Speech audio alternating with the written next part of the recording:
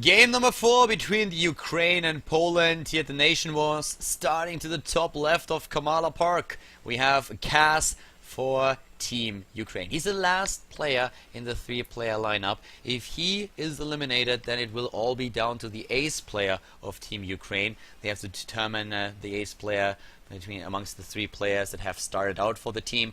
And well, Kaz, of course, he's someone that people have high hopes for to get a few additional points onto the board for the Ukraine. But all the way to the bottom right, we now have his first opponent at least. This is a Tefl, the second player for Team Poland. After Mana was successful in the first game against Imaga, Tefl had to take down a Bly in the next game. So currently what we're seeing here is Tefl once more starting things off, of course, with his early pool. Well, not an early pool, but with the pool before hatch, I should probably say. That's his build. He loves it. He plays it on every map against every race. Very predictable in that regard, but it's also a build where he just says, I'm super happy with it.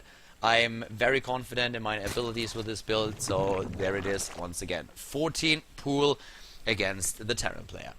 And our Terran player, all the way to the top left, as you might already have seen, he does not build a barracks. Kaz is going for the command center first. CC first for Kaz, and yeah, Ukraine is in desperate need of a win or two. He might be the one to deliver. And let's see if Tefl is going to take him out. He played great Zerg versus Zerg against Bly earlier. Really good performance here by the Polish player. And the Overlords, of course, already trying to get into position. The hatch now started for Tefl, and he wants to get this additional win. If he wins it right now, that would be an amazing lead already for Poland. A 3-1, that would be very difficult to come back from, especially since there's only a last player then that they have to determine. That might be Kaz again. It might also be Dimaga, maybe trying to get another shot here. If you currently look at the WCS ranks and at the current season, he's one of the most successful players for Poland. Only looking at WCS, which of course is only an indicator and doesn't really tell you about the real strength of the players here. But it's a good indicator at that. So whoever it is would have to win 3 games in a row. So Kaz is going to do whatever he can to make sure that Tefl is not going to win this match. All the way to the top left, we have for Kaz gas taken, and also gets his barracks now. Barrack completed, and with the gas that he has there, we will see the factory for the Hellions. And also we have forecast the expansion already complete. That is all these things are things that Tefl doesn't know about.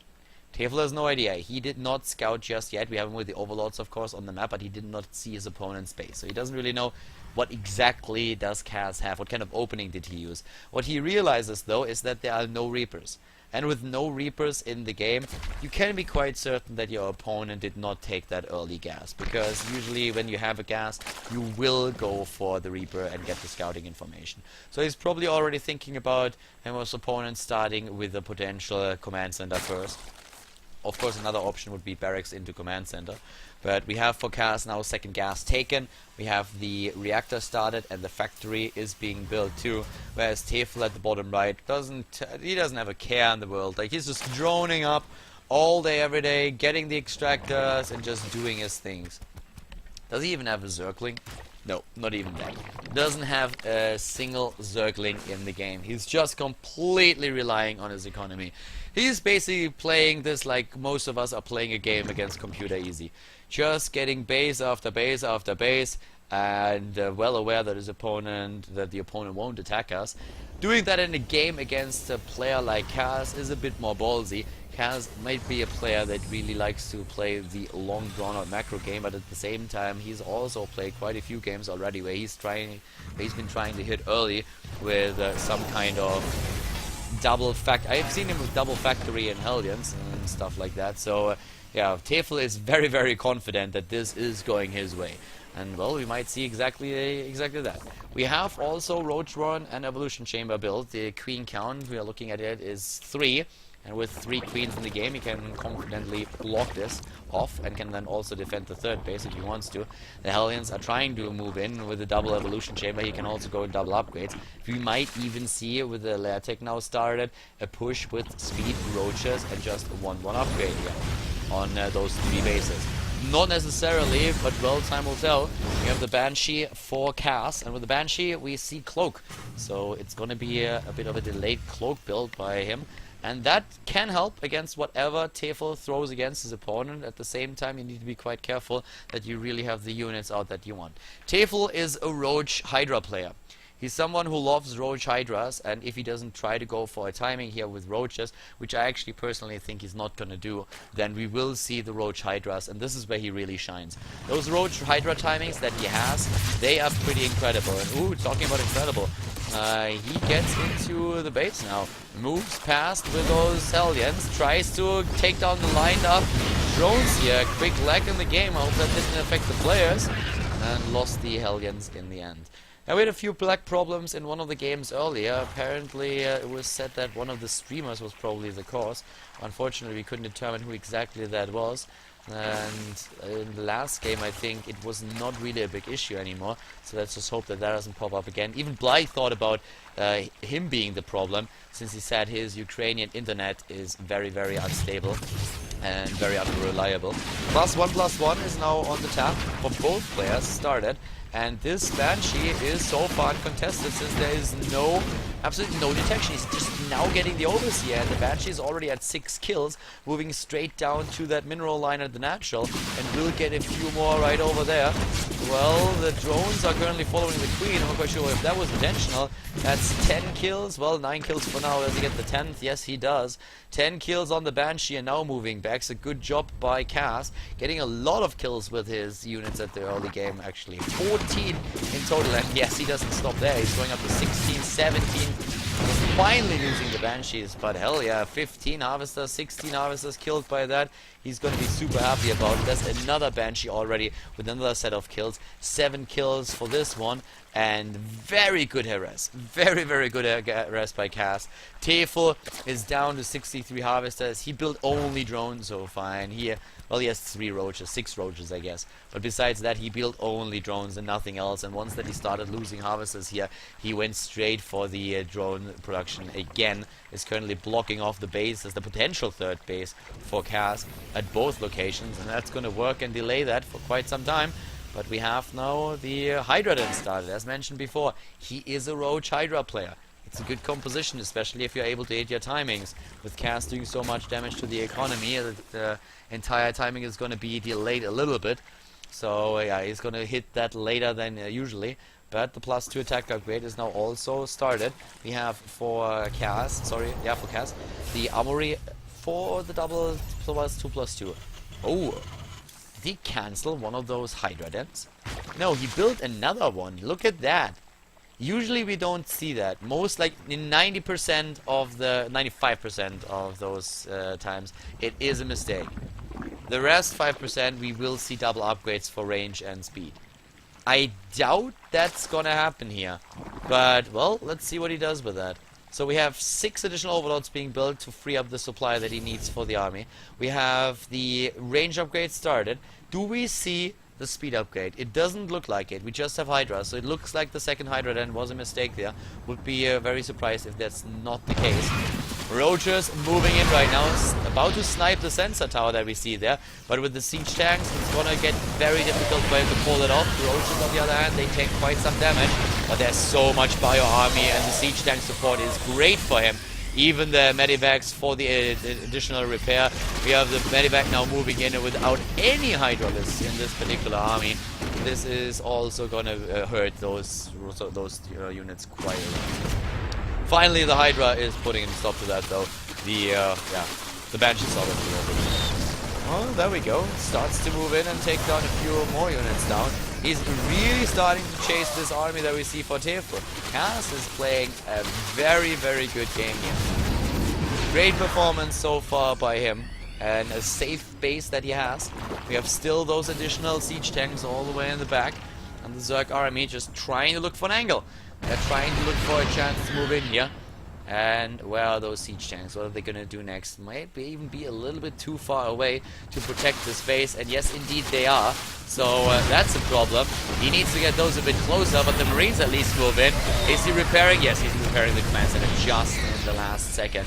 But yeah, the last siege tank over here might be able to leapfrog forward a bit and just position itself there. But we have a counter aggression with a double drop all the way to the bottom right, and that's where Tefl doesn't have any units, like nothing whatsoever. So Tefl is supply blocked. He might lose this base. Currently the Marines are trying to focus that down, and it's gonna be close. It's gonna be very close. Is he getting it?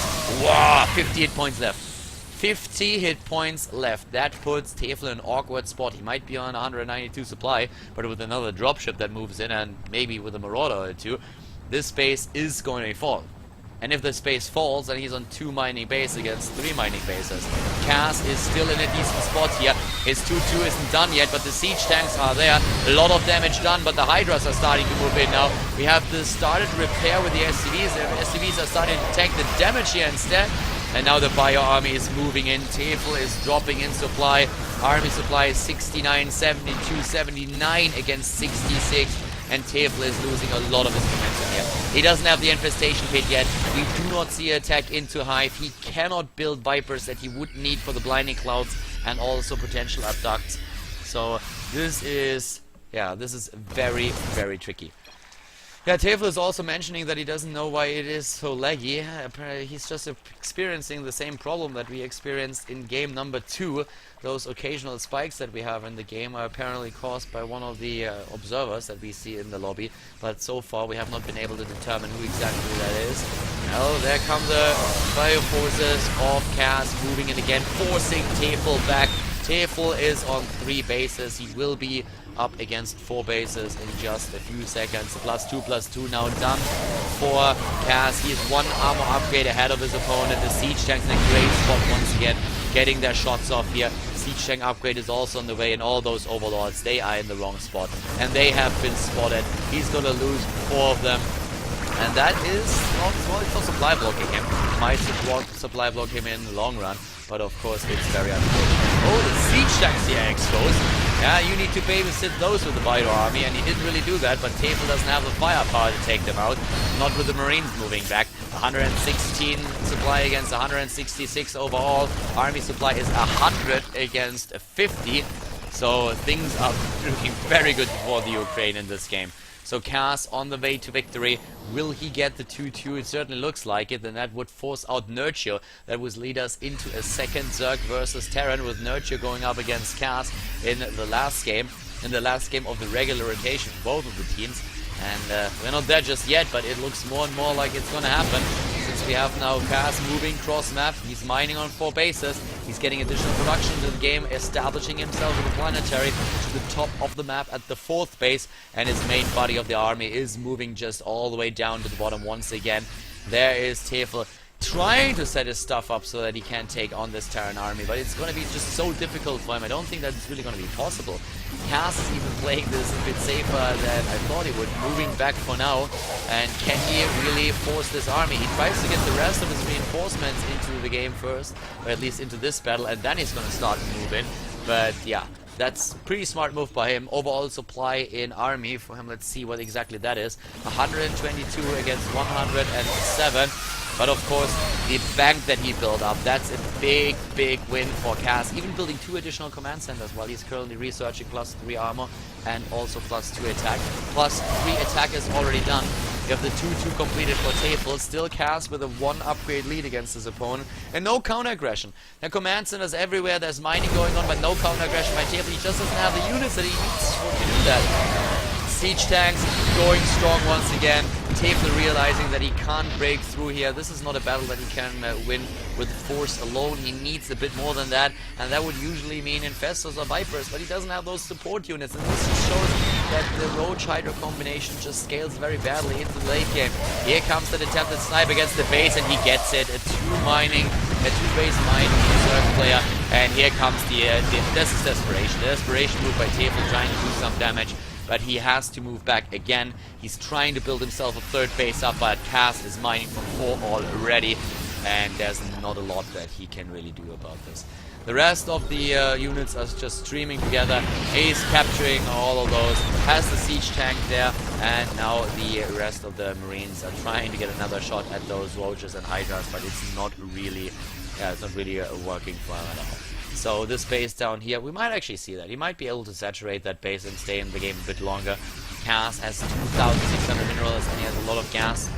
Moves in and scans ahead, sees that there are no bailing landmines, no traps, no nothing, and he gets in a very good position against his opponent's army. Here comes Tefl, all of the siege tanks are sieged up, he's trying to fight it. Tefl drops in supply so fast, like a waterfall is dropping water, and all of the Hydras are gone by now. The GG called, the 2-2, Cass ties the series up, and we are gonna see Cass versus Nerdcio in the next game.